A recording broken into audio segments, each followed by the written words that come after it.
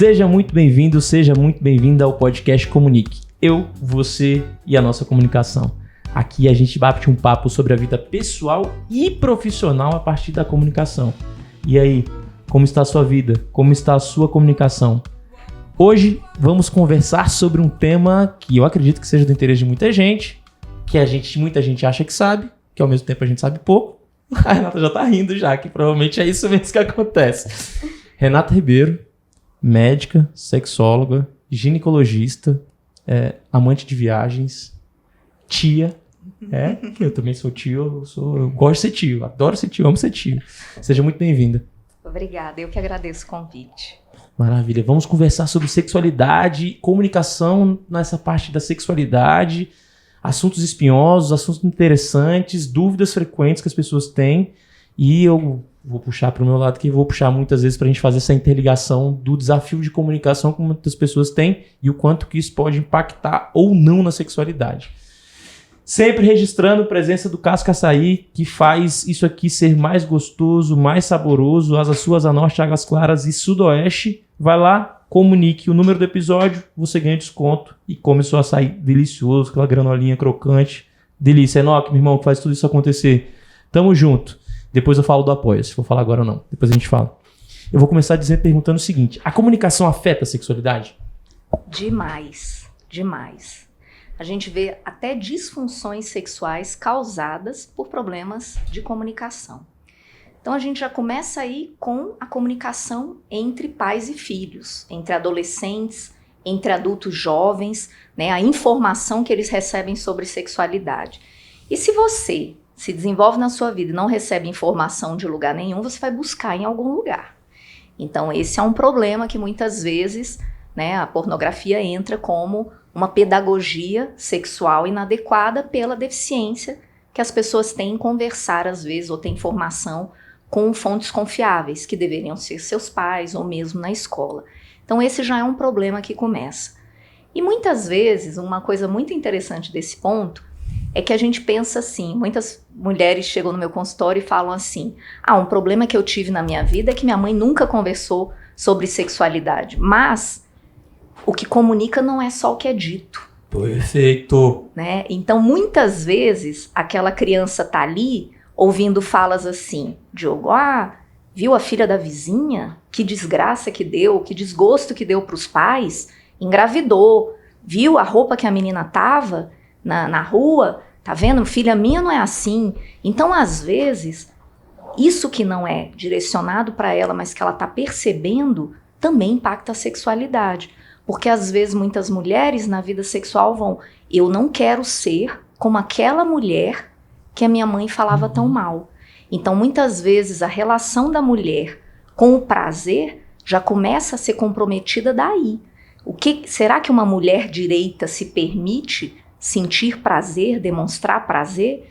Então isso tudo já vem da infância e o que passa por isso é a comunicação, né? Eu não tive uma informação que me validava ser uma mulher que podia viver a minha vida sexual, viver o prazer.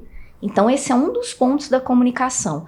E entre os casais, então, aí é que pega muito, né? Eu acho que a comunicação sexual dos casais deveria ser igual. Vamos escolher uma comida? Você gosta de pizza de quê? Hoje eu quero comer calabresa. Não, eu queria margarita. Não, então hoje vamos pedir meio a meio? Não, hoje eu como a que você gosta, amanhã eu como. Na vida sexual isso não existe. Por quê? Primeira coisa, às vezes você comunicar que não gosta tanto de alguma coisa soa para o outro como: está me criticando. Então, às vezes, as pessoas não percebem que, por exemplo, eu passo numa terapia sexual um exercício que chama foco sensorial, que é um exercício que, no momento, vocês estão proibidos de ter penetração, até o toque nos genitais no primeiro momento. Para quê? Para a gente erotizar o corpo, para você perceber as áreas do corpo que você gosta e não gosta, para você ir para uma relação sem ansiedade, porque às vezes aquele homem que me procura tem uma dificuldade de ereção, uma ejaculação precoce, então ele vai com tanta ansiedade que ele quer ir direto para a penetração antes que o problema aconteça. E aí a relação começa a ficar muito ruim, a mulher começa a ficar insatisfeita, às vezes ela vai culpar ele por aquele problema e ele não tem culpa. Então, a terapia sexual, gente, olha, vamos mudar tudo, vamos trabalhar a intimidade, você ir sem ansiedade. Então, nessa hora, os casais percebem que as áreas do corpo que cada um gosta, cada casal que senta na minha frente é diferente. Então, eu explico para eles, você não gostar de um carinho, por exemplo, no pescoço, não é que ele está fazendo errado, é que o seu corpo responde assim. Então a gente treina os casais a entender que se comunicar sexualmente não é crítica, né? Não é porque você está fazendo tudo errado. E aí é por isso que a comunicação é tão importante. Legal. Eu vou dividir, porque já estou com vontade de fazer 1 milhão de perguntas. Okay. Eu vou dividir em 2 pedaços. Eu vou dividir primeiro nessa parte educativa do sexo, e vou dividir depois na parte sexual, e vou dividir nessa questão das relações. Começando pela essa parte educativa, você falou da situação do não dito muitas vezes, que diz muito. As atitudes, as falas, e aí dos pais, dos familiares, dos educadores, que transmitem alguma informação. Então esse é um primeiro aspecto que me chamou bastante a atenção. O segundo, aí pegando o meu lado aqui, enquanto um homem hétero e etc., tem um fator que me chama a atenção para o aspecto da maneira como é vista a relação culturalmente, socialmente, para a mulher e para o homem. Para o homem é quantidade, muito, logo, rápido, cedo. Para a mulher, muitas vezes é pouco, qualidade, escolha, selecione para não acabar com a sua vida, para não engravidar, etc, etc.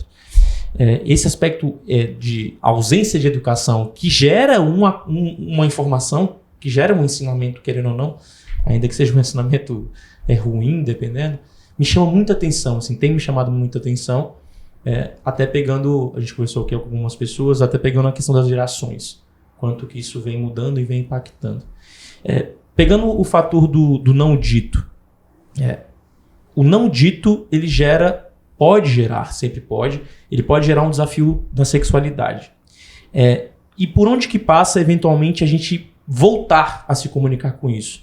Passa pela conversa com o pai, passa pela busca do conhecimento, passa por onde, assim, na sua percepção? Os pais devem ter a visão de que se eles não conversam com os filhos a respeito de sexualidade, a criança ou o adolescente vai buscar em alguma fonte. Então existem 3 posturas, aquele pai que se coloca aberto, a mãe, vou conversar com a minha filha sobre isso, e claro, a gente está falando, o que eu mais trabalho na sexualidade é o componente do prazer, né? Do erotismo, do prazer. Mas mesmo que a porta de entrada seja evitar gravidez indesejada e evitar uma doença sexualmente transmissível, que também é muito importante, então já é um canal para começar uma conversa. Se aquela mãe se sente apta a ter essa conversa, ótimo. Se ela não se sente apta, ela pode delegar para outras pessoas.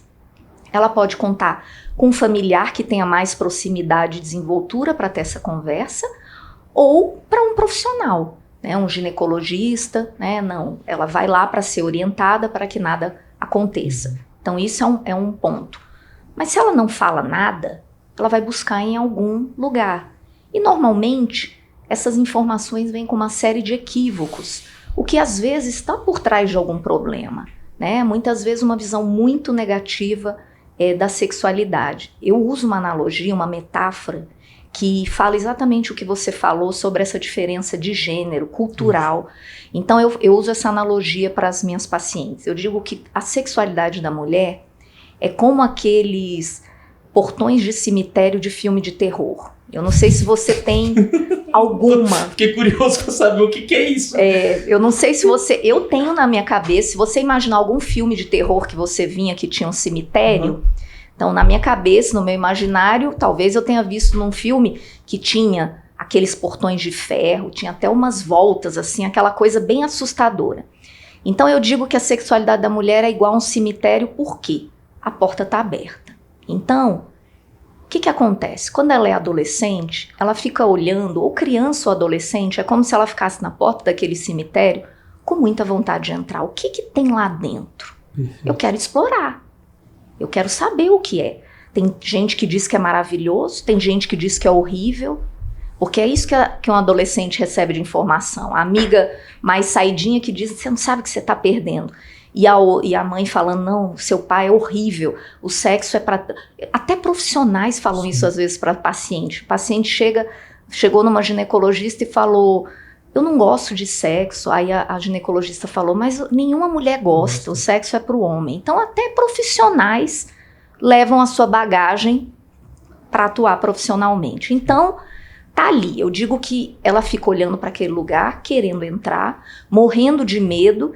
E o que ela ouve? Olha, quem entrou aí nesse cemitério, nesse lugar, se deu mal. O que é isso? A filha da vizinha saiu grávida, foi posta para fora de casa. Aquelas falas, você viu a sua prima? Minha filha, eu não trabalhei, porque eu tive filho muito cedo. Exato. Dependente. É só falas negativas. Então ela fica ouvindo. Aquele lugar é assustador. Aí, de repente, se essa mulher guardou a virgindade, né, pensou, não, eu só vou ter a primeira relação depois do casamento, por exemplo, que ela se segurou, de repente, quando ela casa, aí é como se a sociedade dissesse, entra aí, tá liberado, agora você pode. Aí eu falo para as minhas pacientes, você vai entrar correndo, na maior alegria, oba, agora, ou você vai entrar morrendo de medo desse lugar que a vida inteira você ouviu. É horrível, quem entrou aí não se deu bem, só teve problema. Se você entrar antes da hora, você tá morta, né? Sentido Exato. figurado para a sociedade, pra gente, pra família, pro... Exatamente. Então, não é uma chavinha liga e desliga. Né? Algumas pacientes falam, pô, parece que quando a gente casa, se espera que a gente tenha uma performance, seja uma mulher que eu nunca fui, que eu nem fui criada para ser. Então, isso gera muito conflito. Né?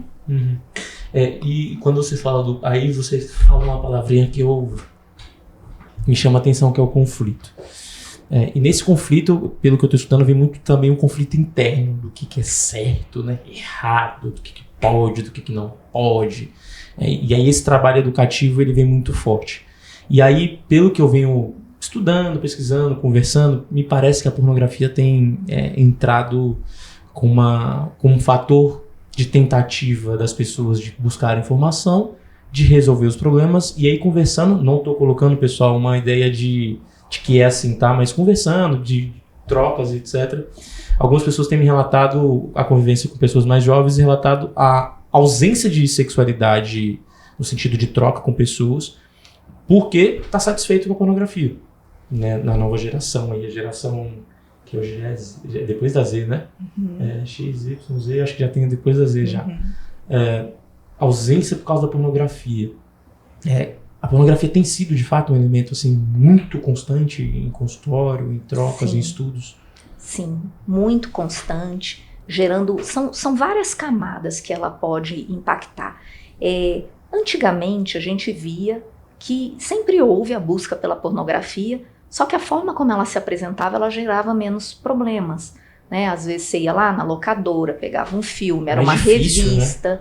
Então, em termos de estímulos no cérebro, né, era menos impactante do que a pornografia como é hoje, que é a liberação de dopamina, né, que é um neurotransmissor que é ligado ao prazer, ligado às drogas, então é muita satisfação quando uma pessoa está fazendo alguma coisa que gosta muito e de repente, por exemplo, num vício de joguinho, ela precisa estar sendo o tempo todo jogando o estímulo do prazer no cérebro. E a pornografia leva para esse lugar porque você está associando com prazer físico e você está buscando as imagens que você gosta.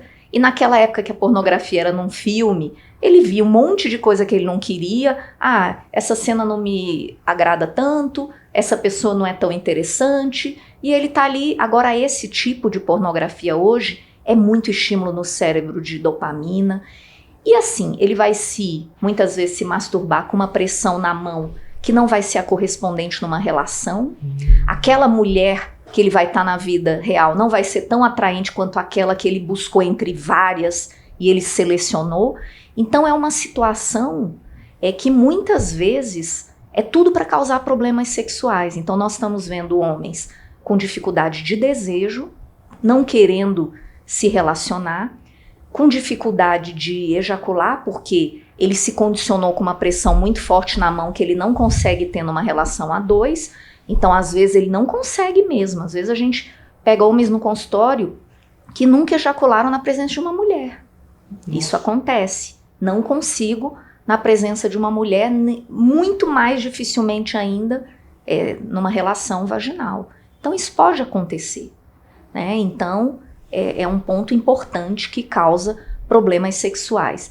E eu também diria que muitas vezes os conflitos, puxando de novo essa palavra, vêm de... Bom, eu recebi informações durante toda a minha vida que eu tinha que ser uma mulher séria, né? Uma mulher para casar, né? Vamos dizer assim. De repente, eu me vejo cobrada pelo meu namorado a ter relações. E ele me cobra usar lingerie, usar uma roupa mais atraente. Então já começa a gerar conflito. E o conflito também, que muitas vezes elas trazem, o problema sexual vem, mas elas não se imaginaram no lugar de ter prazer. Antes de eu não conseguir fazer nada, eu penso, eu quero fazer muito para dar prazer para ele. Sim. E para dar prazer para ele, se eu não consigo ter um orgasmo, eu vou fingir. Porque senão ele pode achar que eu não sou uma mulher boa o suficiente, ou pior, que ele não está sendo bom o suficiente. Porque uma pesquisa com estudantes americanas mostrou que na faixa de 24 anos, 60% das mulheres já tinham fingindo orgasmo. 24 anos? 24 anos. E aí, qual a razão? Não perder meu parceiro, ele não me trair, ele não me achar problemática. Então, muitas vezes, o que está por trás dos problemas sexuais é a dificuldade de mostrar vulnerabilidade. Nós somos um casal, vamos trabalhar juntos por isso? Muitas vezes não há essa possibilidade de mostrar vulnerabilidade. Por quê? Porque o homem não aceita a mulher ter um problema. Porque se ela tem um problema e eu tenho uma fragilidade na minha autoestima, na minha performance, vai que ela tem um problema porque eu tenho um problema. Então ele não... Né? Porque às vezes o prazer do outro, o orgasmo do outro valida o quanto eu sou bom. Se ela teve muitos orgasmos é porque eu sou muito bom, é assim que o homem pensa. Então é uma série de questões. Eu vou parar de perguntar em ordem aqui, não, que eu tô naquele momento espontâneo, então eu vou perguntar fora de ordem, vou perguntar na telha aqui que tá vendo um monte de coisa. Você falou desse desafio, dependendo dessa visão social em que as pessoas se resguardam, tem um errado, né, que o sexo tá errado, etc. Só que tem, na minha experiência de vivência, de convivência, tem muita gente que tem relatado assim, Diogo, eu vou transar. Sexo aleatório e com o sexo casual, e aí é Tinder, é aplicativo, e vou me relacionar, tô afim de me relacionar, e é isso aí. A longo prazo ou a curto, médio prazo, o que vem acontecendo em relação a esse excesso também, né? Porque pra mim é aquela ideia, todo excesso esconde uma falta. Então quando começa a entrar nesse excesso, e aí, o que acontece depois disso? De possibilidade de desafio que chega em consultório? Eu acho que mais importante do que a gente dizer se é certo ou errado, ou analisar dessa forma seria, o que é certo e errado para cada um. Perfeito. Porque pode ter uma mulher que ela realmente tem prazer de vivenciar o sexo assim, tá? Ela não está se iludindo. E o que eu chamo de estar se iludindo? Por exemplo, tem pessoas que chegam no meu consultório com problema sexual, como um vaginismo, que elas manifestaram depois de viver o sexo livremente. Não, eu sou uma mulher empoderada, eu tenho 19 anos, minhas amigas estão fazendo isso, então eu vou fazer isso também. Só que na primeira vez, ok, na segunda, só que ela se apaixona. E aí ela percebe ao ser trocada, né? Porque essa troca, às vezes, hoje é cruel, porque muitas vezes essa liberalidade faz com que o meu de ontem tá ficando com a minha amiga e com a minha outra amiga no dia seguinte, e a gente tá tendo que conviver. Então, às vezes, o sofrimento é o primeiro alerta para essa mulher de quem sou eu? Eu dou conta de viver isso aqui? É muito fácil quando a gente não se apega, tá? Então eu não julgaria certo ou errado, mas para quem? Né? Às vezes ali começa um problema sexual porque é uma hora que ela vai buscar uma terapia e se reconectar assim. Eu não queria ter vivido aquilo, eu fui influenciada pelas minhas amigas, mas eu não dei conta das consequências daquilo ali. Aquilo ali me deu um vazio. Então é nessa hora que é importante a mulher perceber. Ela está vivendo o sexo dessa forma. Por quê? Porque às vezes é um lugar que ela está se achando assim. O sexo, ele dá poder. Se uma mulher é extremamente bonita, extremamente cobiçada, isso dá um status. Isso dá um status. Eu posso ter o homem que eu quiser, mas será que ter sexo casual, será que ser objeto de desejo de vários homens realmente satisfaz? Porque às vezes é uma mulher que nem gosta do sexo, que nunca teve um orgasmo, que não conhece o seu corpo, e na hora que ela começa a perceber isso, na fala com as amigas do tipo, não, eu transei com muitos, mas e aí? Como é que é? Você tem orgasmo? Como é que você tem mais? Ela, gente, eu nunca tive, porque ela só está no sexo como uma forma de ser validada. Uma forma de se sentir, não ficar sozinha. A vaidade de ter poder. Todos os homens estão atrás de mim. Mas o que de fato ela está vivendo daquilo ali? Às vezes ela nunca nem teve prazer. Ela está ali num teatro, numa performance. Eu vou fingir o orgasmo para eles acharem, ou eu vou fingir uma performance que não me satisfaz. Mas isso pode ser satisfatório no início, mas e com o passar dos anos? Às vezes ela vai falar, gente, eu preciso de mais do que isso aqui. Isso quando não gerar problemas, tipo depressão, ansiedade. Tem uma história recente que eu escutei, que uma pessoa relatou que o pai traía a mãe. E aí a fala dela hoje para poder vivenciar múltiplas relações é que ela iria se vingar dos homens. Essa foi a fala dela expressa, tá?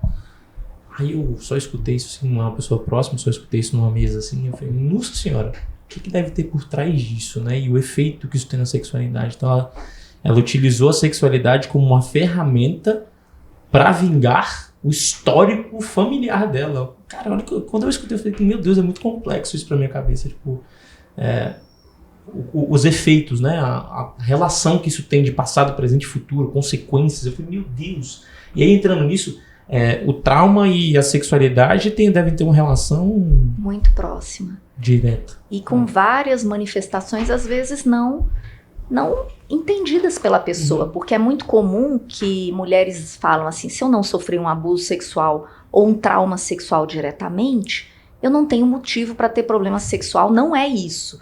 Mas são muitas coisas, às vezes a violência doméstica, até a grosseria entre os pais, porque aquilo ali é o primeiro treino das pessoas que são da maior confiança da pessoa de como um casal deve se relacionar. Então até a forma como eles se relacionam é um aprendizado para aquela pessoa. Pode ser um modelo que ela quer se afastar, pode ser um modelo que ela não se deu conta de que ela vai repetir. Então são tantas coisas e às vezes tudo isso impacta a sexualidade da pessoa e ela não se dá conta.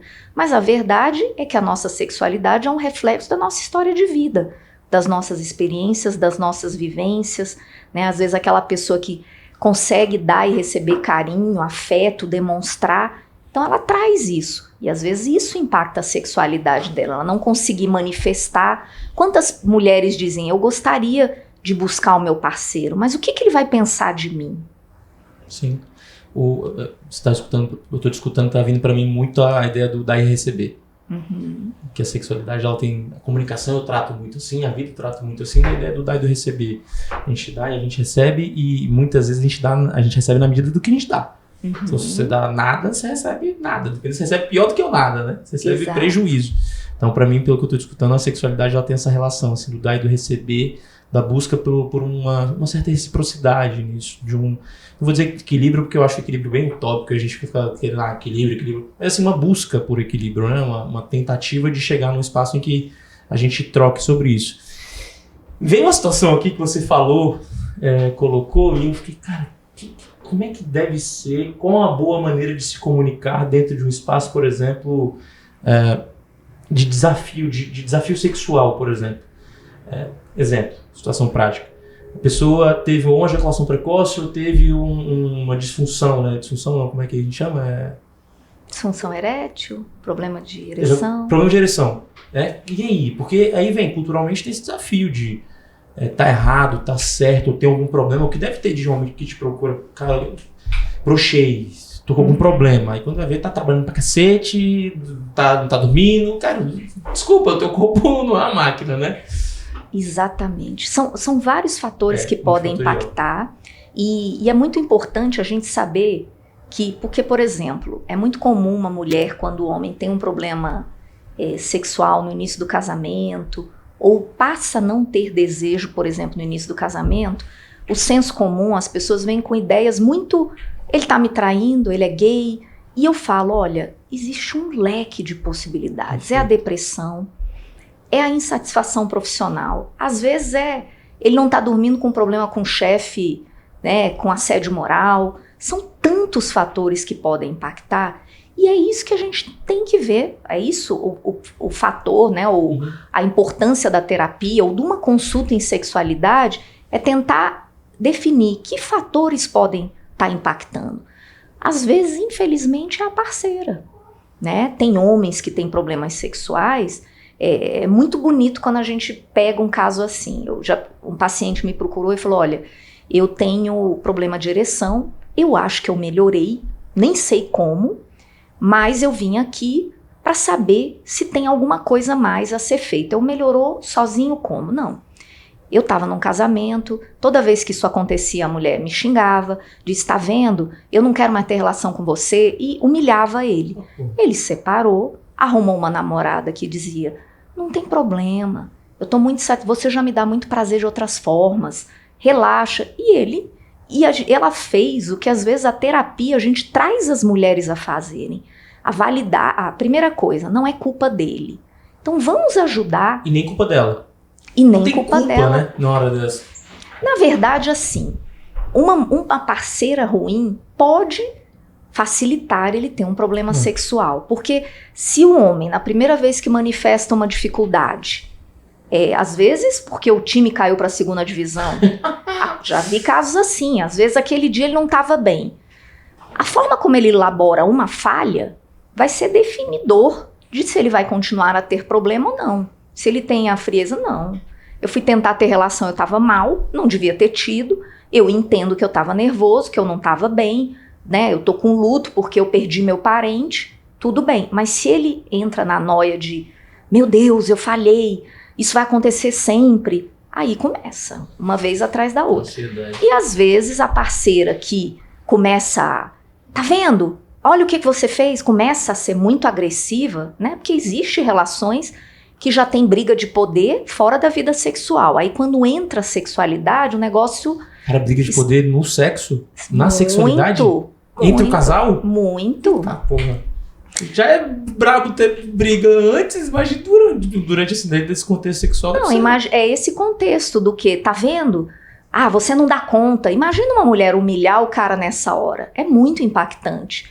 Então é por isso que a parceira, às vezes, ela pode facilitar esse homem ter um problema sexual a partir do momento que ela lida com aquela dificuldade. Deixa eu só fazer um recorte, Renata. Tem muita gente que tá escutando e a Renata tá falando muito de mulher. É porque o trabalho dela é maior, uma parte com mulher. Tem gente que deve estar, pô, mas ela vai falar dos homens. É por causa do tipo, da maneira que ela trabalha. Não é que ela não atenda homens, ela atende também. Mas acaba que o leque de pessoas que são atendidas pela Renata é maior. Então por isso que ela tá colocando a situação da mulher. A gente não tá falando aqui de que X, Y, Z, pelo amor de Deus, não precisa querer... Mas nesse caso, até o paciente meu é o homem. Nesse caso isso, é a mulher que é a companheira, mas o contrário também, se eu tô fazendo o tratamento de uma mulher com baixa de desejo, e a gente começa a trazer, olha, nós vamos... Porque eu trago da seguinte forma, eu gosto muito de usar metáforas. Então eu falo assim, olha, você tá com a sua esposa, primeira coisa, se vocês me procuraram, vocês têm um problema. Então é a primeira coisa que a gente tem que concordar. Então vocês me buscaram, vocês têm uma dificuldade. Muitas vezes, para aquele homem que quer sexo todo dia, ele pensa, como que ela não gosta? Eu não entendo, sexo é bom demais, como que ela não gosta? Ele vem para mim dessa forma. Eu falo assim, olha, a primeira coisa, eu falo, Diogo, imagina alguma coisa na sua vida que você adora. Uma comida, por exemplo. Você vai falar, eu adoro chocolate. Açaí. Eu vou falar, olha... Eu já não gosto tanto. Então eu vou falar, Diogo, tem gente que adora e tem gente que não gosta tanto. Então, vamos pensar. O chocolate, por exemplo. Ela não gosta de chocolate, você ama. Existe chocolate branco, com castanha, de menta. Você já provou todos? Não. Então nós vamos tentar achar algo que você gosta. Diálogo. Então é o principal. Mas, então eu vou falar, olha, nesse primeiro momento, para a gente criar outras habilidades sexuais, nós vamos proibir a penetração por um momento, porque ela me traz que ela não gosta, que está sendo aversivo. Então, casais que me procuram têm problemas. Então, num primeiro momento, nós vamos proibir a penetração. E para quê? Para ganhar uma série de habilidades em outros exercícios de prazer no corpo. Aprender a dar e receber na mesma proporção, diminuir a ansiedade, aprender a dizer o que eu gosto e o que eu não gosto, porque tem muita comunicação no exercício. É isso que eu ia perguntar. Então, pelo que eu tô falando assim, tem gente que... Onde é que foi que eu escutei isso outro dia? Ah, sexo palestrinha. Pô, mas sexo palestrinha não. Você precisa trocar. Você não sabe o que a pessoa gosta, o que a pessoa não gosta.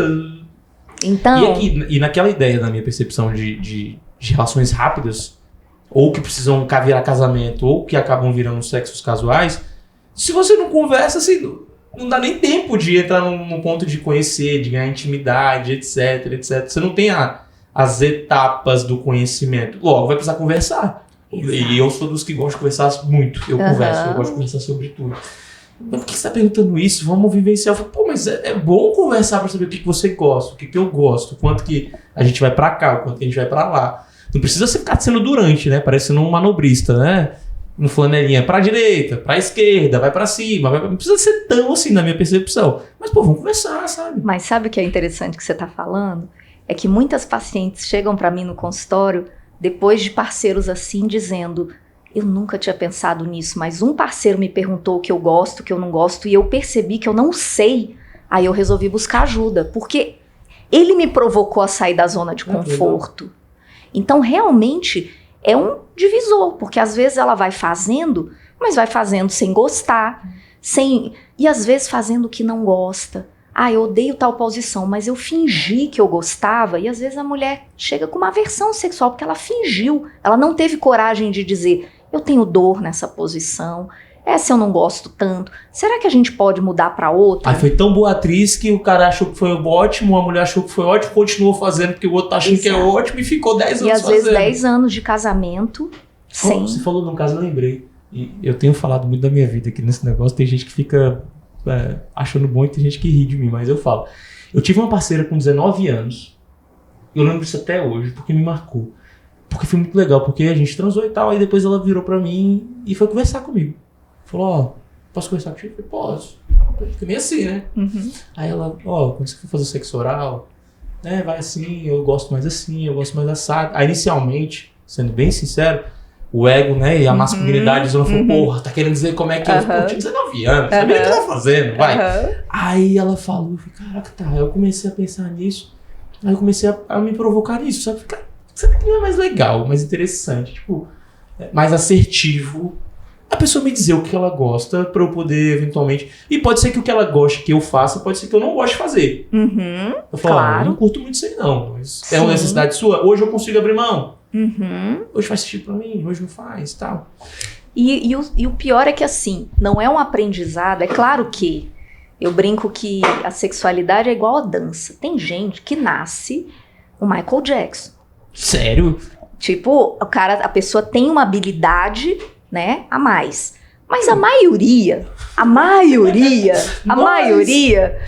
vai aprender com o tempo, vai ganhando habilidades. Uhum. Só que cada mulher é diferente. Então, às vezes, vamos dizer, uma gosta de um sexo mais romântico, leve. A diferença disso é que, por exemplo, se uma mulher às vezes busca um vibrador porque ele é mais fraquinho e outra vai querer aquele potente. Isso mostra como corpos são diferentes, sensibilidades são diferentes. Então é muito difícil que um homem só agrade várias mulheres. Aquela ali gosta de um jeito, aquela ali... E o que vai fazer esse homem ser muito bom para essa mulher? A comunicação. É ele perguntar o que ela gosta, como ela gosta. Às vezes às vezes eu gosto de um sexo mais romântico, às vezes de um sexo mais selvagem, e tem vezes que eu prefiro escolher. Eu quero poder dizer como eu gosto. E vai ter uma que vai dizer, não, eu sempre gosto do romântico, eu nunca gosto de nada muito intenso. Porque, infelizmente, é um outro problema da pornografia. Às vezes as mulheres reclamam que, às vezes, a intensidade é muito grande, ela tá tendo dor, mas é o que ele tá vendo na pornografia. Ele não imaginou que poderia... Que é o único jeito. Vamos entrar um pouco mais nas questões das disfunções, porque eu acredito, e te conhecendo há muitos anos e conhecendo parte do seu trabalho, eu acredito que a comunicação ela faça parte fortemente do teu trabalho, porque não é um trabalho de medicamento necessariamente. Pode ser que seja, mas não necessariamente é. Hoje, as disfunções que mais estão assolando, né, teus pacientes, aí, pegando homens e mulheres, são quais? Em mulheres, a mais comum é a falta de desejo. Essa é a mais comum. A que eu mais trato é vaginismo. Apesar de ser menos... Falta de desejo. Falta de desejo do parceiro ou falta de desejo de relação sexual? Da mulher, não. De relação sexual. Geral. Tipo, eu escutei uma amiga esses dias, amiga assim, né? Colega falando, amiga, fui falando de amigo, vai. Amiga falando, cara, acho que eu tô assexuada. Eu tô perdido completamente de desejo sexual. É mais ou menos essa ideia? Esse termo, ele tem errado, dois né? Equívocos.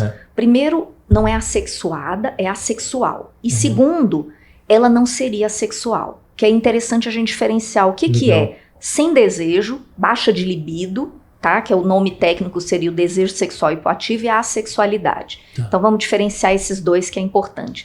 A assexualidade, ela é vista hoje como uma orientação sexual. Então uma pessoa nasceu homossexual, heterossexual, claro que tem um fator genético e a vivência, a história de vida, o contexto. Mas a assexualidade são pessoas que nascem com essa predisposição a não ter desejo sexual.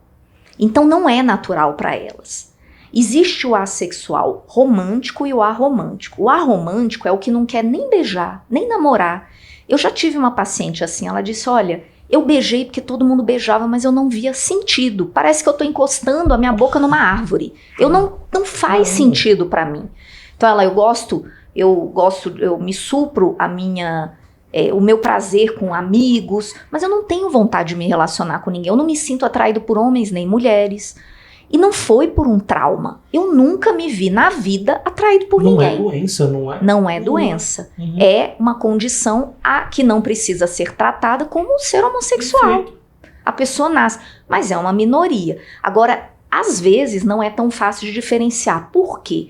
Porque aquela mulher sofreu tantos traumas, digamos, uma mãe que fala, sexo é horrível, é pecado, é pecado, é pecado. Então ela foi tão suprimida que ela nunca teve o desejo, mas ela tem uma razão para isso. Então não é a sexualidade. Ali é resultado de um trauma, de falas equivocadas. Então é como se o sexo não é uma indiferença, é uma aversão, é um incômodo. Isso é nojento. Aí sim, é diferente. O desejo hipoativo é uma pessoa que ou desenvolve isso que eu tô dizendo, ela teve tantos bloqueios para nunca ter desejo sexual, mas tem uma causa. Se ela não tivesse tido uma mãe assim, ela teria um desejo sexual. Ela poderia se envolver. Então esse caso, se ela sofre, que é importante dizer, só existe disfunção sexual em quem sofre. Se você tem um problema sexual e você tá muito bem com ele, não é um motivo de tratamento. Sei lá, eu tenho disfunção erétil, mas isso não é um problema para mim, então isso não é algo para tratar. Digamos que você tem a disfunção erétil e a sua mulher tem vaginismo, e vocês têm um sexo super satisfatório. Isso acontece, aí o casal só me busca quando quer ter filho. Não, a gente viveu 10 anos muito bem, mas agora a gente quer ter filho. Aí eu vou ter que tratar o casal porque eles têm uma dor. Mas se a gente não quer ter filho, a gente aprendeu a se dar prazer, a gente se dá muito bem, pra que eu vou tratar um casal que está adaptado? O perigo é eu tratar um e o outro não acompanhar e esse casal se separar. Então eu tenho que olhar pro casal. O problema é do casal. Então se uma pessoa sofre, ela é motivo. E por que ela sofre? Porque eu queria ser diferente, porque eu queria ser como as outras pessoas, ou porque meu marido está muito insatisfeito, ou a minha mulher está muito insatisfeita. Então, se ela tem uma dor, a gente trata. Se ela não tem, a gente não trata. Então o desejo, a baixa de libido, é a pessoa que ou nunca teve um desejo sexual, que a gente fala que é ao longo da vida, ou ela tinha muito desejo sexual e deixa de ter. Então vamos investigar o porquê que ela deixou de ter. Mas essa pessoa não é assexual, porque ela teve um determinado momento e deixou de ter. É uma medicação? É uma doença? É por algum remédio? Tem remédios que tiram a libido. É por alguma doença que ela tem? É porque ela está num relacionamento ruim? Porque ela está estressada demais? né? Tem 3 filhos, tá cansada, não dorme bem, tá sedentária. Tudo pode impactar. Ou porque ela descobriu a traição. Ou às vezes, aquele parceiro fala, eu tenho fantasias sexuais com a sua irmã. Aí bloqueou. Ela ouviu aquilo de lá, ela nunca mais conseguiu ter vontade. Ela só fica na mente dela, nossa, ele se atrai pela minha irmã. Então problemas sexuais às vezes vêm por falas. Uma fala desencadeia. Ruim gera um grande desafio. Então o desejo sexual é o que mais chega para você hoje. Eu diria que é o vaginismo, por quê? Tá. Porque a mulher com baixa de desejo sexual, ela ainda consegue ter relação. Mas o vaginismo, se for o vaginismo que não consegue... Como é que ela tem relação com baixo desejo? Aí os lubrificantes, essas coisas? Ela pode usar lubrificante, ela pode ter dor, ou ela pode ter... É mais fácil ela conseguir do que o vaginismo. E o vaginismo, assim... A mulher não consegue ter relação, não consegue fazer o exame ginecológico, não consegue fazer a ecografia transvaginal, não consegue usar um OB. Então, ela começa, os médicos mesmo, não, você tem que buscar ajuda. Você não quer ter filho? Então, tem que buscar Renata. Gera mais sofrimento. Exatamente. Agora, o desejo, às vezes, vai camuflando. Consegue empurrar. Porque você está falando até por uma questão de lida do dia a dia, né? De uma roupa e tal, que precisa dependendo de um OB, não sei o que. Nem isso, né? Dependendo da mulher consegue. E aí começa a atrapalhar a vida dela mesmo. Tá, então esse é o mais. E assim, tem algum mito que você acha que vale a pena a gente gerar provocação e reflexão aqui? Ou alguns mitos sobre sexualidade? Eu vou dizer os 2 principais. Que é aquela pessoa que me procura para uma consulta e que sai só com a informação. Por isso que às vezes eu falo para as pessoas... Veja vídeos no Instagram sobre sexualidade, porque às vezes o que você iria para uma consulta, você tem a informação ali. Só um parênteses, vídeo no Instagram dela, tá? Porque ela não tá falando que assim, vídeo no Instagram, porque a pessoa pode sair fuçando no Instagram achando que é vídeo que ela, médica, especialista, fez para poder gerar informação nas pessoas. Exatamente, meu Instagram é sexualidade médica, então é isso. Tá na descrição do episódio aqui embaixo. Isso, então, 2 mitos importantes. Sim. Primeiro, que a mulher sempre tem um desejo espontâneo. Não é verdade. A grande maioria das mulheres, quando começa um relacionamento, que está naquela fase da empolgação, da paixão, da novidade, é mais comum ela olhar para o parceiro ou para a parceira e ter um desejo espontâneo. Então ela olha e ela percebe o desejo sexual. Eu tô com vontade. Isso é mais comum nos relacionamentos novos. Nos relacionamentos antigos... Tá, já tô ali com 5 anos de relacionamento, ou casada, Dizem que tem a marca do 3, né? Passou de 3 anos, o negócio vai ladeira abaixo.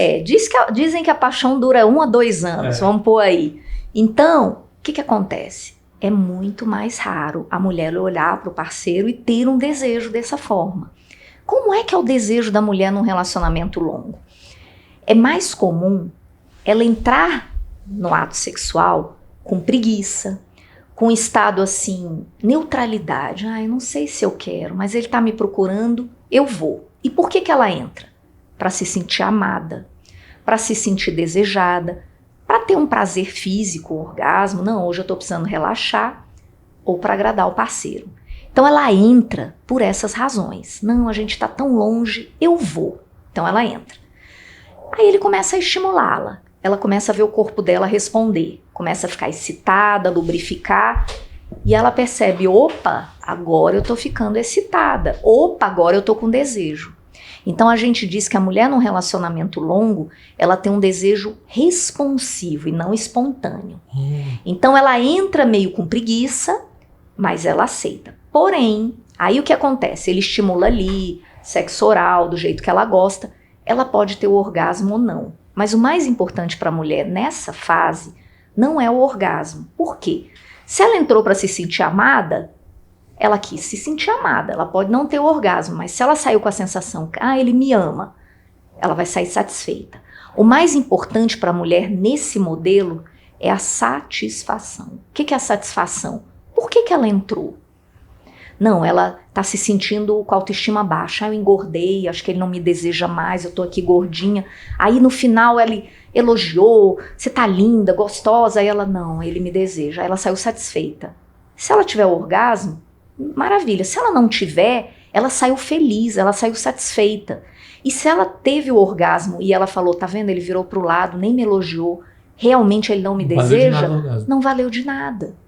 Então, para a mulher num relacionamento longo, ela pode entrar com preguiça, sem querer muito estar ali, mas ela tem que perceber o desejo aparecer no meio da relação e sair satisfeita. Então, muitas mulheres me procuram, eu explico o modelo, ela, eu tô assim. Não, então eu tô normal, porque eu saio satisfeita, eu tenho orgasmo, tá tudo bem, eu só entro com preguiça. Aí por que ela sofre? Ah, mas no começo do namoro eu era tão sexual, eu buscava tanto dele, tanto ele. Aí eu pego e falo, aceita que com essa fase é assim. Se isso não te incomoda, você percebendo que isso é normal, te incomoda? Não, porque a gente tá tendo 2 relações por semana, a frequência tá boa. Ele não reclama, eu tenho orgasmo. Não, então eu tô normal. Então pronto, tá resolvido. E há outro mito, preciso ter orgasmo com a penetração. O órgão principal do prazer genital da mulher é o clitóris. Na penetração, o clitóris às vezes não é estimulado. Então, muitas chegam, não, eu tenho orgasmo com sexo oral, eu tenho quando ele me estimula, mas eu queria ter na penetração. Eu falo, olha, a cada 10 mulheres, só 3 conseguem ter só com a vagina. Então é a minoria, não é uma meta a ser, né? Então, se você se estimula com a mão na hora da penetração e tem, tá normal. Ah, eu preciso de um bullet, de um objeto sexual, de um vibrador. Seu parceiro aceita? Ah, aceita. Então qual é o problema? E eu vou te dizer, do lado do homem, assim, eu acho que existe essa busca, talvez, também, assim, não, eu preciso fazer o teu orgasmo com penetração, pô.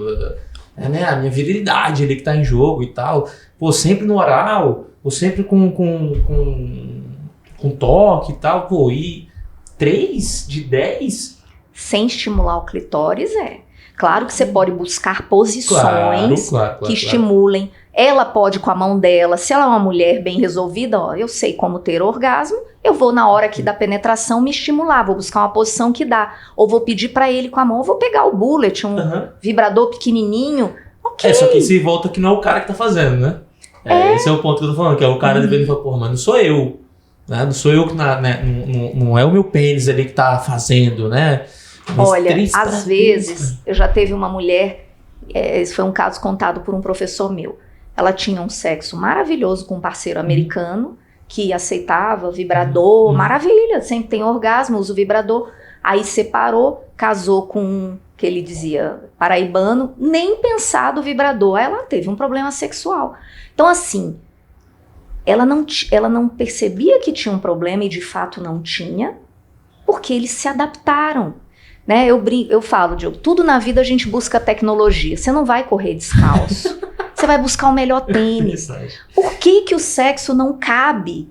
Pô, se eu vou ter um orgasmo com a penetração X e eu vou ter um 3X se eu puder usar um vibrador, o que nos impede de buscar o melhor sexo? Aí precisa fazer terapia para poder aceitar isso aí. E assim, na minha ignorância, parece que tem questão de anatomia dos corpos também, né? De como é que esses corpos se encaixam, dependendo no sentido de, na penetração, não ter o contato com o clitóris. Porque às vezes fisicamente, né, a penetração foca, qual o objetivo principal da natureza? Procriação. Perfeito. Então, tem países, eu já vi estudos assim, problemas sexuais, taxa de dificuldade de orgasmo, um estudo no Irã, 98% das mulheres não têm orgasmo. É uma cultura que fez com que a mulher, até demonstrar o prazer, fosse negativo. Então, a gente tem que pensar, a grande 90% das relações, 99% das relações, a não ser que um casal tenha infertilidade, não vão ser feitas com o intuito de ter um filho. O foco é prazer, satisfação, vinculação afetiva. Então, por que a gente vai centrar tanto pênis, vagina? Eu entendo, às vezes dá um desconforto nos homens, as mulheres falam assim, eu falo pra ele que a penetração não é tudo, ele até fica com raiva. Agora você falou, eu vou perguntar em casa como é que ele vai ficar. Às vezes mas é essa questão, a anatomia feminina, o clitóris é o órgão principal do prazer. A vagina dá prazer? Sim, mas não é a fonte principal de orgasmo. Então isso tem que ser claro. Tem mulheres que amam a penetração, ótimo, mas às vezes elas não conseguem ter orgasmo. E isso não é um problema. Às vezes ela teve orgasmo com sexo oral e vai para penetração para ter outro tipo de prazer e tudo bem. E às vezes vem um outro orgasmo, porque a mulher pode ter mais de um, tudo bem. Mas o ter que ter, o foco na performance é que faz os casais terem uma vida sexual às vezes insatisfatória. Muito tenho que fazer desse jeito. Performance, lembrei de um amigo que uma vez me perguntou. Ele falou assim, cara, não sei o que fazer. Eu falei, o que foi? Cara, ela tá querendo transar muito mais vezes que eu. E eu não tô cansado e tal, assim, não quero isso tanto de vez, sabe? Aí eu falei, mas por que você tem que transar quando ela quer? Assim, já conversou, já trocou uma ideia e tal? Eu falei, cara, sei lá, acho que eu tenho, né? Sou homem e tal, se ela quer, eu tenho que corresponder e tal. Eu falei, cara, e aí ele falou, você tá gostando? Eu perguntei, você tá gostando de alguma das vezes da semana? Eu falei, sinceramente, tô meio que cumprindo tabela. Aí eu, na minha ignorância, não sei se eu fiz certo, eu tô contando a história pra saber a sua versão de especialista. Aí ele falou assim, cara, eu vou conversar, então vou ver se, tipo assim, se eu nego algumas vezes e deixo, sei lá, pra 2 vezes na semana pra serem bem feitas as 2 vezes. Aí ele disse que começou a falar, aí eu perguntei depois, e aí? Ele falou, caraca, melhorou muito, porque as 2 vezes são de verdade, assim, só que eu tô curtindo as 2 vezes. Porque, pô, antes era 4, 5 vezes, 2, 3 vezes seguidas. Pô, cara, eu queria dormir, eu queria ver meu futebol, sabe? Eu queria ficar com ela ali só conversando, não tava afim. Aí ele falou que depois que ele teve essa comunicação com ela, ele, tipo, diminuiu. E aí é porque quando você fala assim, o período ali, dependendo das mulheres, diminuem, mas aí pegando do meu lado de homem com amigos homens, essa tem sido uma conversa frequente entre a gente, assim, do tipo, cara, não tô dando conta não. A mulher tá querendo muito mais que eu, pô. Não tô dando conta, tô cansado, não tô dando conta, tô cansado. E aí, essa história? Então, essa conversa dele é ótima. Às vezes ele pode colocar que qualidade é melhor que quantidade. E às vezes a mulher vai achar, puxa, eu não tinha pensado nisso, que legal. Então a gente fazer mais demorado, com mais qualidade, esse é um ponto. Ou às vezes aquele homem que diz, eu tenho tanto prazer de ter uma relação do que a gente ficar aqui abraçado, vendo um filme, você deitar no meu colo. Então, ele pode ressignificar, porque às vezes, eu não sei qual é o contexto, mas tem mulheres que têm essa frequência muito alta no começo dos relacionamentos para não dar chance do homem trair. Então, esse é um ponto que gera insatisfação para ela também. Algumas vezes não é que eu tô morrendo de desejo e eu preciso ter tantas relações. Eu vou fazer isso para ele, ou para ele me achar a mulher mais sexual e maravilhosa para ele namorar comigo. Então, às vezes... Para não ficar distante, dependendo, ele tá distante. É uma performance. Às vezes ela tá... eu faço para ter um objetivo e não é genuinamente porque eu tenho tanto desejo assim, não. Cara, nossa, explodiu várias caixinhas aqui. Porque vem isso, assim, né, da ideia de... talvez por uma insegurança, talvez por algo, ela tá tentando fazer com que o sexo seja a ferramenta, porque até culturalmente, socialmente, se eu der sexo, pensando em relações heterossexuais, a gente tá falando muito de relações heterossexuais, se eu tenho, né, o meu parceiro ali e dou a questão do sexo a ele, pô, ele vai querer ficar. E tem um outro aspecto importante que às vezes eu vejo nos homens. Ela fala, eu não aguento, ele quer sexo todo dia. E eu pergunto, e como é a vida dele? Ele sai com os amigos? Ele não tem amigos. O que ele faz que dá prazer pra ele sozinho? Nada. Ele não sai de casa sem mim.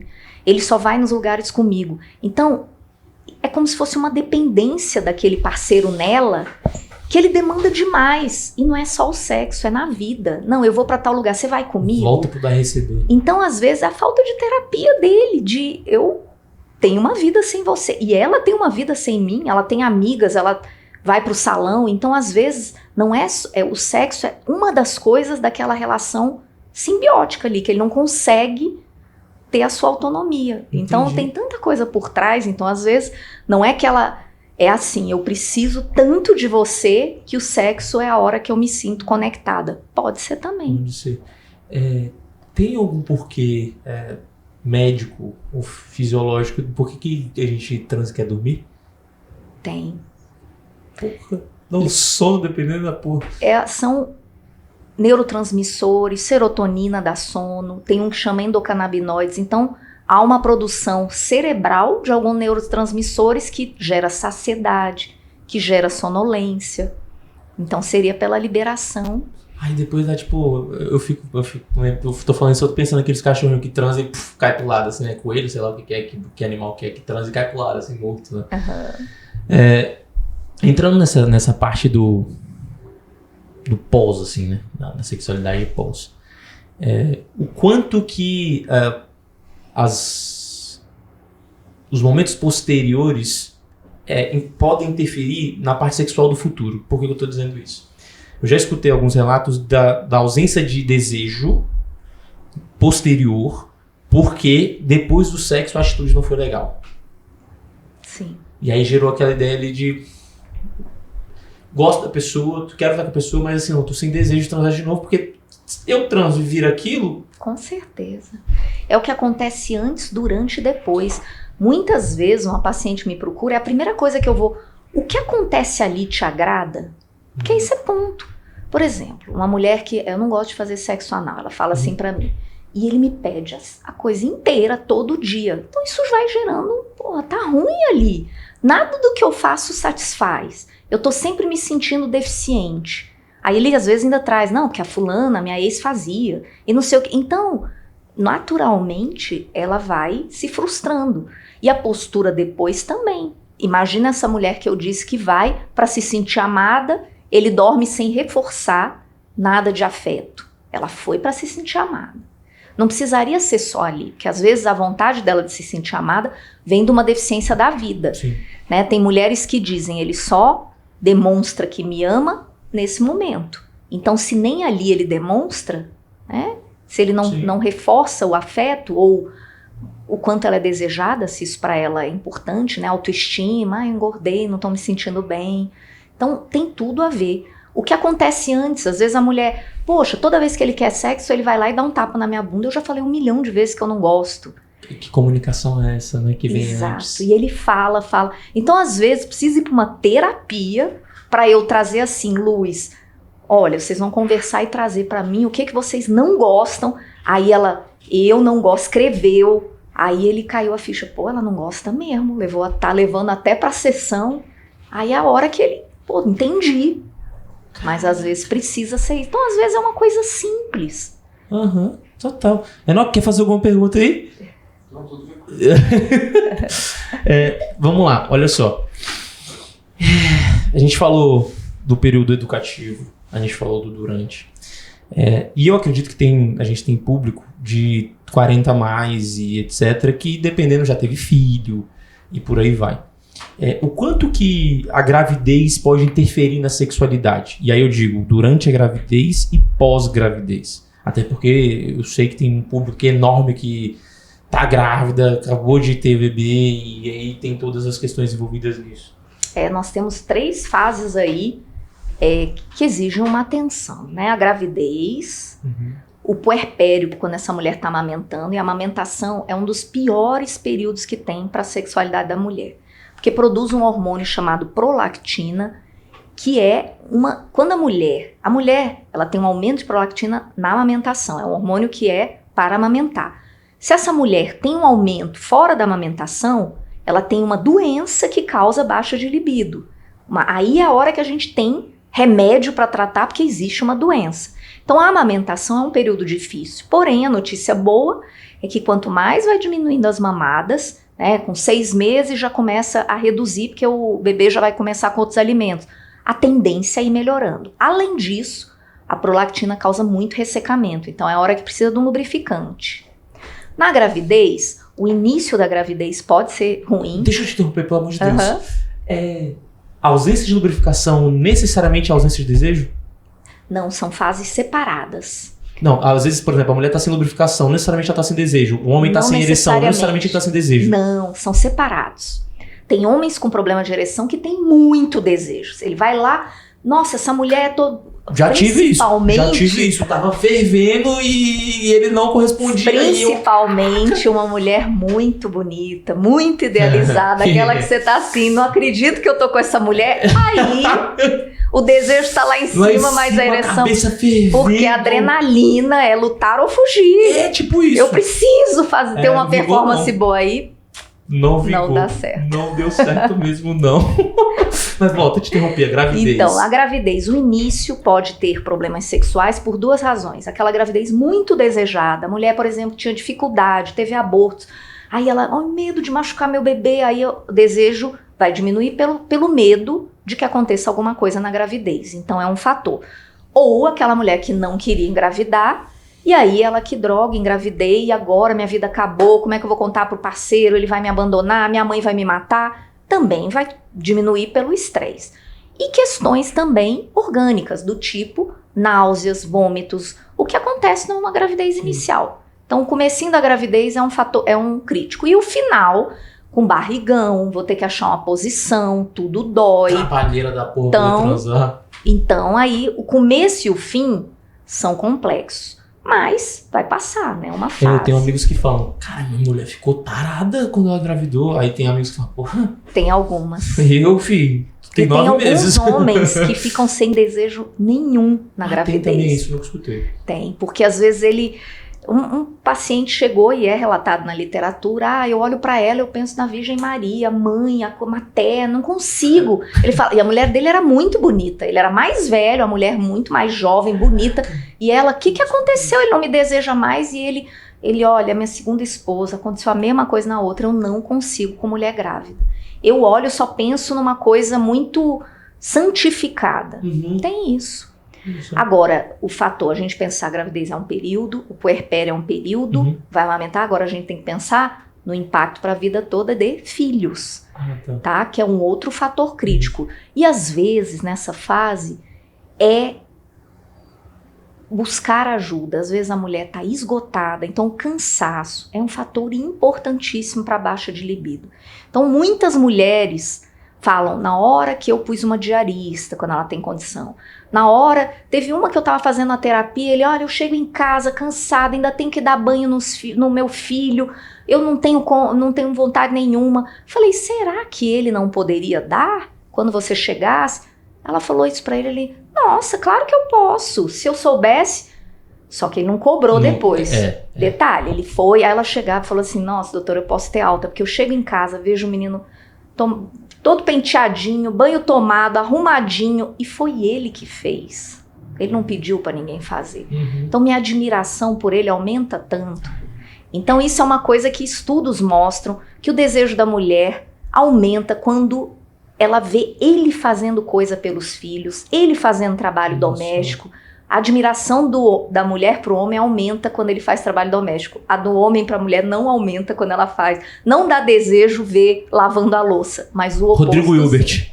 Por isso que Rodrigo Hilbert é tão desejado. Exatamente. Caramba. Eu não sabia dessa questão não sabia, não tinha nem noção da questão do desejo ao ver o parceiro fazendo atividades domésticas. Fica aí, ô machaiada com masculinidade frágil. Vai lá, cara. E eu vi uma cena, e aí eu vou fazer esse relato, uma cena linda, maravilhosa. Ontem, essa semana é Dia dos Pais, e aí ontem teve o Dia dos Pais no balé e na natação das minhas sobrinhas. E eu e meu irmão foi. E aí meu irmão fazendo a aula de balé, fazendo todas as posições, botou a sapatilha no pé e fez tudo lindo. E aí meu irmão falou, tem pai que não veio. Tem pai que não veio. E aí o relato da minha cunhada sobre a postura do meu irmão... E aí que não tô na ideia de vangloriar meu irmão, não tô falando da questão da relação dos dois, sabe? Eu falei, cara, que legal. Como é que ela deve olhar pra ele nesse momento? Como é que as filhas devem olhar dentro da relação de ver um homem? Como é que... Aí, você tá falando agora, eu tô viajando aqui tudo. Como é que vai vir a relação dela sobre... a percepção dela sobre o homem futuramente? Fundamental. Sobre sexualidade. Eu acho que vai fazer uma diferença danada. Sim. Diferença danada. Já começar a sair dessa vida sem uma visão tão negativa do homem. Que a mulher que vem com essa visão, meu pai era horrível para minha mãe, foi um péssimo pai. Então ela vai ali acumulando, ela já vai com uma bagagem para os relacionamentos muito difícil, muito pesada. Né? Eu não espero, tem mulheres que dizem, eu casei com meu marido já esperando em que momento ele ia me decepcionar, ele ia me trair, porque todos os homens da minha família eram assim. Então é complexo. Vou fazer perguntas práticas e do lado masculino agora, que são duas. O que pode gerar o brochar? E aí fatores, né? Fatores que podem gerar.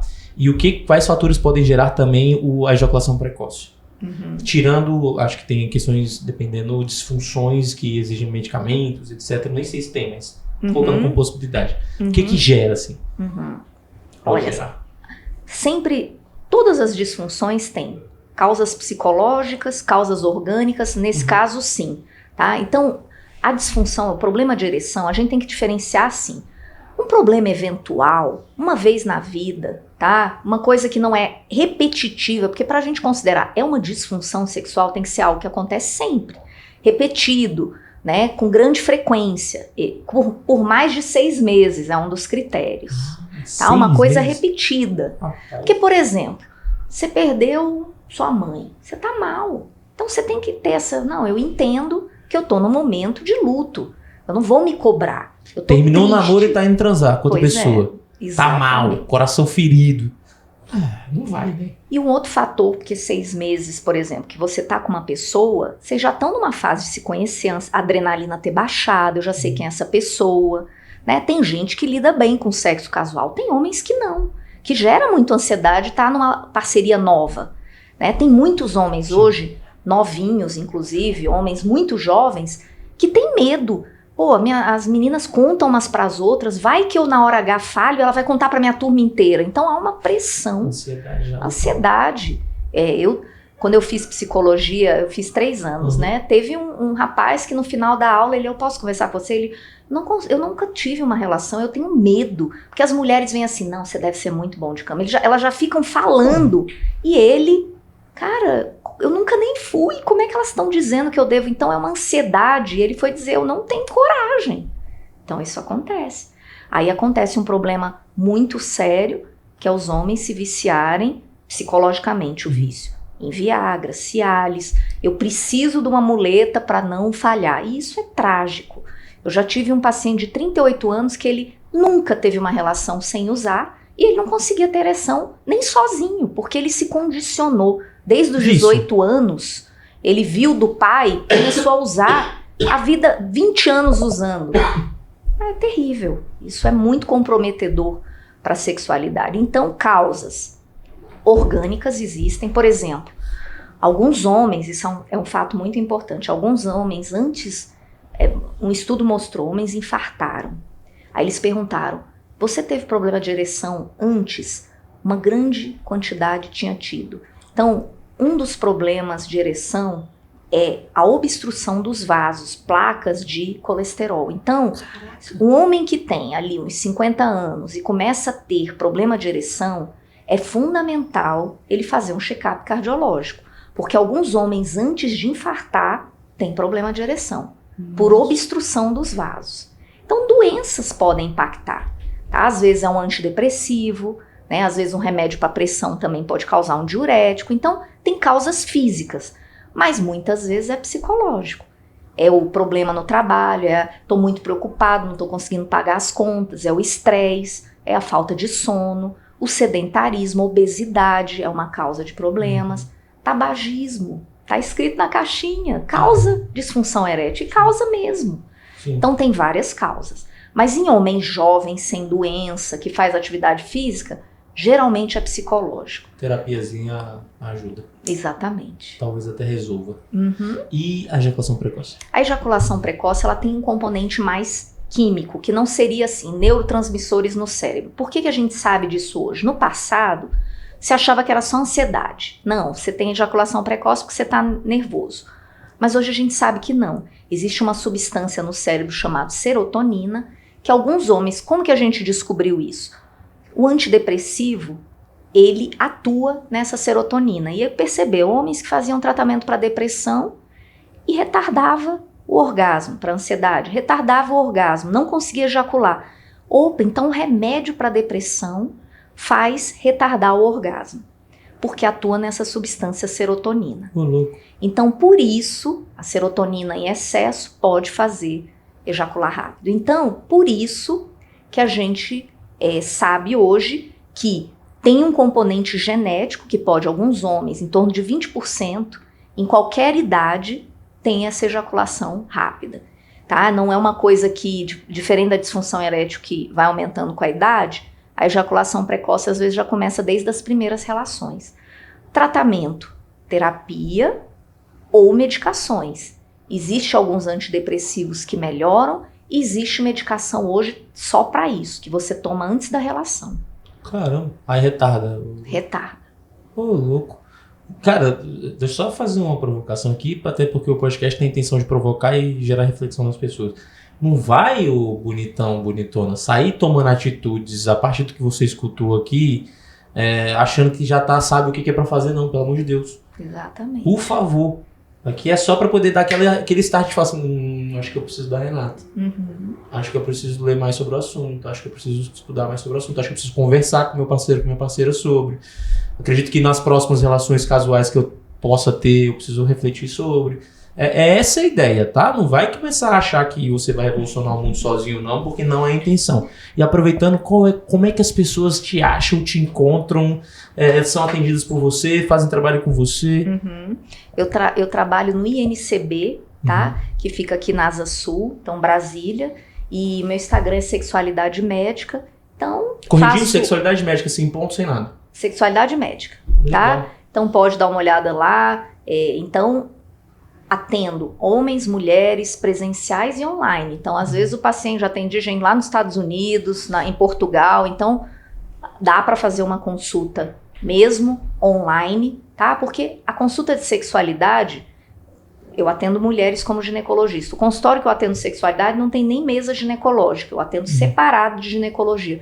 Então, é a conversa. É eu entender quais fatores estão impactando e orientar aquela pessoa. Tem vezes que só orientação é suficiente, só informação é suficiente, tem vezes que a pessoa tem a indicação de fazer uma terapia sexual comigo, e tem vezes que não é para terapia sexual, eu vou encaminhar para um psicólogo, quando são outros fatores, terapia de casal. Aquele casal tem um problema sexual porque eles não param de brigar. Eles não precisam de um terapeuta sexual, eles precisam de um terapeuta de casal. Então aí eu vou encaminhar. Então às vezes a consulta é para dar um direcionamento. É aqui que você vai ficar, é com outro profissional. Então a gente clareia os fatores que estão impactando. Falando do dar e do receber, do equilíbrio, da busca por equilíbrio, a gente precisa fazer tudo isso aqui acontecer e agora a gente tem, eu falei já em alguns episódios, o Apoia-se. É uma maneira de você contribuir financeiramente com os nossos episódios, com o nosso podcast. Você vai lá e faz doação do valor que você quiser. O link está na descrição do episódio. Você vai, faz sua contribuição e nos ajuda a continuar seguindo. Diogo, não tenho condições de ajudar. Faz só um favor. Se você gostou, se fez sentido pra você, se te fez como diz a Natália Souza do Para Adornar Minhas Coisas, se te fez uma boa companhia, vai e curte pelo menos, vai. O que custa você dar uma curtidinha, fazer um comentário dizendo que gostou? Tudo isso ajuda a gente a continuar fazendo. Diogo, esse tema é meio, né? Não dá pra sair comentando assim, não. Me manda um WhatsApp, manda um direct pra Renata. É importante que a gente saiba que o nosso trabalho tá chegando, né? E a gente possa continuar fazendo esse trabalho chegar. Renata, tem alguma mensagem, alguma informação que você queira deixar para as pessoas? Eu sei que tem muito assunto que a gente não falou ainda, que daria para falar um monte, eu tô doido para perguntar um monte, mas também tem hora, tudo tem hora nessa vida. Uhum. O que eu diria é que não adianta, digamos, poupa debaixo do tapete. Quando uma pessoa tem um problema sexual, isso impacta a sua vida. E quanta gente perde tantos anos, né? Às vezes a mulher que queria ter um filho vai buscar ali com 35 anos, quando já não tem mais tanta possibilidade ou a fertilidade já está caindo. Eu digo isso quando ela não consegue ter relações e poderia ter buscado ajuda e resolvido isso, ou homens com problemas de ereção, que às vezes gera separação, traições. Então o que eu queria dizer é, sexualidade é um aspecto muito importante da vida das pessoas e que as pessoas busquem ajuda. Não é motivo de ter vergonha. A gente tem muitos recursos para oferecer, então não tem por que pessoas ficarem sofrendo sem buscar ajuda. Eu te agradeço fortemente, enormemente por poder aprender sobre o assunto, ser provocado sobre alguns aspectos que eu aqui perguntei e ser um canal de levar esse conhecimento de maneira facilitada a tantas pessoas. Eu teria outras 1000 perguntas para fazer e a gente pode fazer em um outro episódio, que a gente pode marcar mais um episódio futuramente para fazer essa troca. Te agradeço muito, aprendi muito e espero continuar aprendendo dentro dessa trajetória. Sejam sempre muito bem-vindos aqui no podcast. Eu adorei participar, eu que te agradeço o convite. Maravilha, Enoque, que faz tudo isso acontecer, meu irmão. Mais uma vez, tamo junto. E aí, como está a sua vida? Como está a sua comunicação? Como está a sua sexualidade?